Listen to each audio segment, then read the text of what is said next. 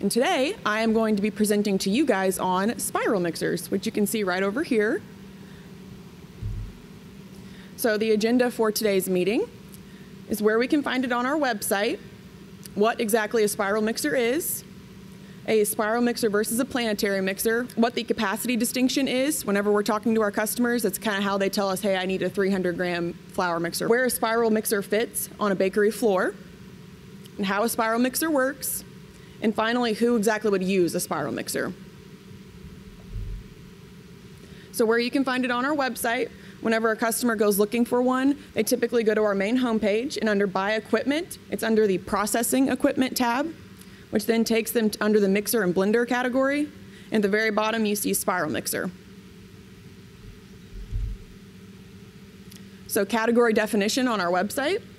This type of mixer has an agitator that spins in a stationary position while the bowl rotates. The spiral mixer is a quick, efficient tool for mixing dough because they only mix one part of the dough at a time. And if you know anything about the dough making process, which before these presentations I was kind of negligent on, it's actually a scientific, a lot goes into it as far as like the type of water, the yeast, the rising times, the cooling temperatures. So spiral mixers are probably the number one in the market whenever you're talking about artisan doughs, pizzas, bagels, stuff like that. So some distinguishing features of the spiral mixer. They actually use two motors. So one to rotate the bowl and one to rotate the spiral arm, and a pulley system instead of gears, which this actually results in a smoother, quieter action than compared to a planetary mixer. They often operate on two mixing speeds. The slower first speed incorporates the ingredients evenly while minimizing splash or mess, and the faster second speed controls the oxidation and kneads the dough, which is a huge part of the bread making process whenever you're talking about an artisan dough. The bowls can often spin bidirectionally, which helps improve dough consistency and provides ability to produce smaller batch sizes. They allow for a higher water absorption rate into the dough, which is crucial for some artisanal breads that requires an AR of 80 to 90%. And this actually makes the dough easier to eat and digest whenever you're eating the dough. The capacity distinction, whenever you're talking about these types of mixers, there's actually distinguishing features whenever you're talking about the dough capacity versus the flour capacity. And that's one thing as salespeople that we need to be educated on, because when a customer calls in and says that they need a 250 kilogram mixer, sometimes it's, okay, well, is it that dough capacity or is that flour capacity? Where are we at with this? And that's something that we really need to make sure that we understand. Some upstream and downstream equipment that we can use for this. Some upstream equipment that you would see would be an ingredient feeder, a chiller or a freezer, depending on what the application is. Some ribbon blenders to actually mix the flour, a pipeline metal detector, cutters and slicers, and also if you really want to take it back, the flour silos. Downstream equipment, when people would probably most be efficient with, the sheeters, any sort of laminator or depositor or proofer, ovens and robers, things of that nature, again, depending on whatever the application is. So location in a production line. So it actually takes the flour or the wheat from the fields, tills it, the farmer, the whole 9 yards. Takes it through the production process of like washing and bleaching the flour, depending on whatever type of application.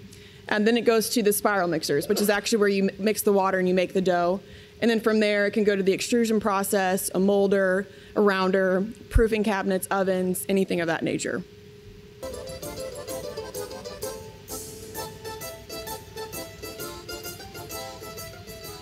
But today, thanks to the Hobart Spiral Mixer, everything is simplified.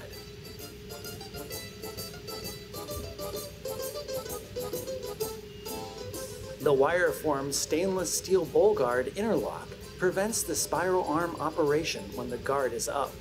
The modern digital design electric controls also make it easier to mix the dough to perfection.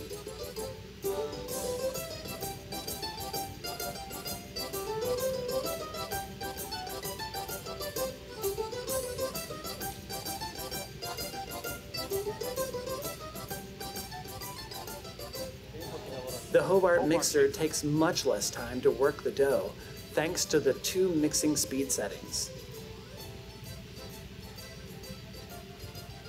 This dough with over 80% moisture content lets you create a very light, crumbly and consistent pizza base, used especially for Roman-style pizza, baked using a peel, and other innovative pizzas. With the Hobart mixer, you can work with small ratios as low as 10% batch size and still get results you can depend on. This makes it especially useful if you want to prepare specific doughs, such as bagels, artisan breads, or Neapolitan pizza dough.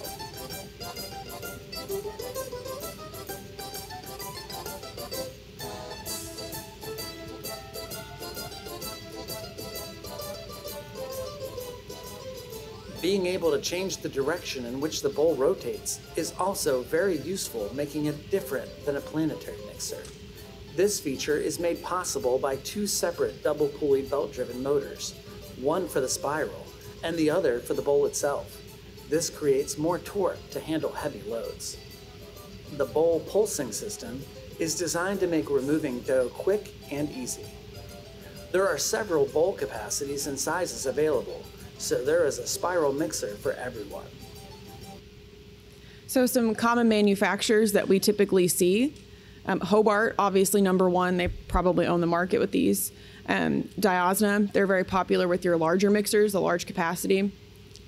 Kemper, Esmock, and also ABS, or American Baking Systems, which is actually what you see right up here in front of us.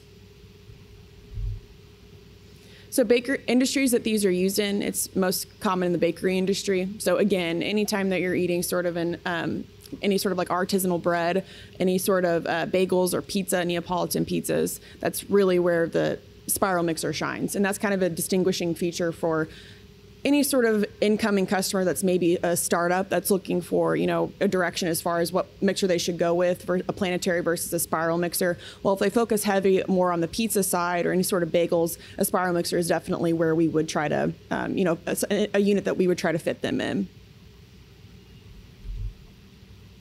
So some category takeaways, again, just differentiating factors between a planetary mixer versus a spiral mixer.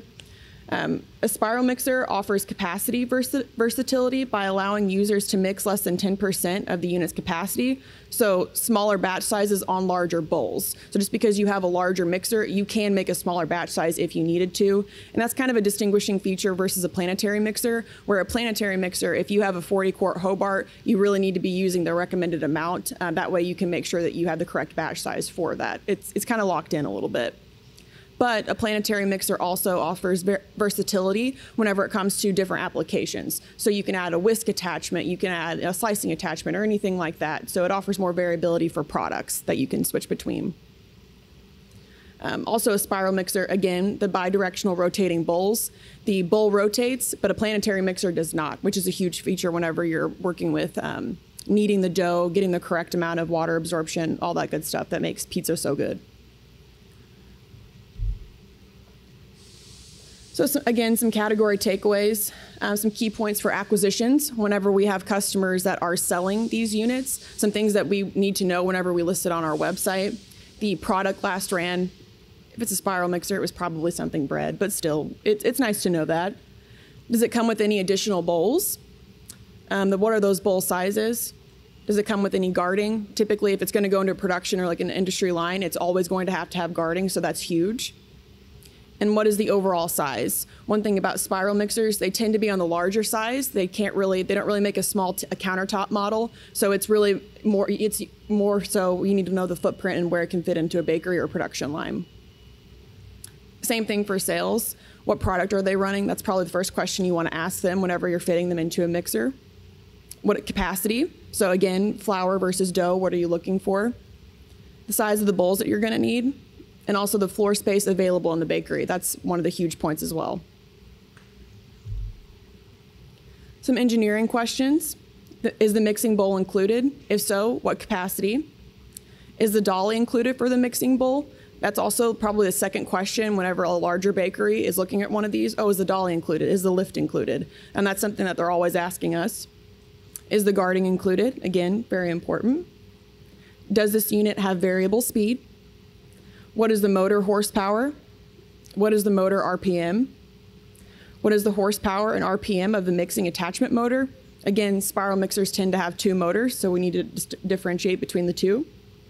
And what options or features are included? So a timer, reversible bowl drive, a tilt-over bowl, and personalized programs. A Sigma-owned example, like what you can see right up here, G6444. This is an ABS SM 200A spiral mixer. So a brief overview, 200 quart capacity, touchpad controls, variable mixing speeds, and the bowl dolly is included. It also gives the bowl dimensions and other additional features of this. I think this is a good example of a really good listing because it kind of goes down the line of the way that a customer would ask questions, checking off the list as to what would meet their needs. So category summary. They are the #1 mixer on the market for artisanal breads, bagels, and pizza. They provide lots of batch variability to bakers and manufacturers alike with larger bowl sizes. They allow for water absorption in dough, which makes dough easier to digest and also saves money in the process. Any sort of questions, comments, anything?